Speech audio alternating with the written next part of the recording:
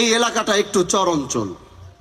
আমি বলবো আমার এলাকার চর অঞ্চল থাকুক আর যাই থাকুক, কোনো এলাকায় আগামীতে অবহেলিত থাকবে না ইনশাআল্লাহ। যেখানে যেটা প্রয়োজন আমার নিজের পকেট থেকে তো আমি দিব না ভাই। আমার নিজের ভিটা জমি বিক্রি করে আমি গাড়ি কিনেছি, বাড়ি করেছি, ভিটা জমি বিক্রি করে, এটা বিক্রি করে তো আর মানুষ জনগণ নিয়ে আমি চালাইতে পারবো না।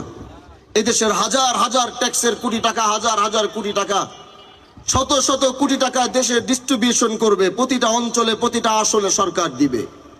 আমরা আমাদের জায়গা থেকে যত রাস্তা, যত মসজিদ, যত স্কুল, যেটা যেখানে প্রয়োজন সরকারিভাবে আগে সেই কাজগুলো হয়নি, হতে দেয়নি। টাকা 50 লাখ আসলে 40 লাখ পকেটে রেখে 10 লাখ খরচ করেছে। আগামী শিবচরে এটা আমি হতে দিব না ইনশাআল্লাহ।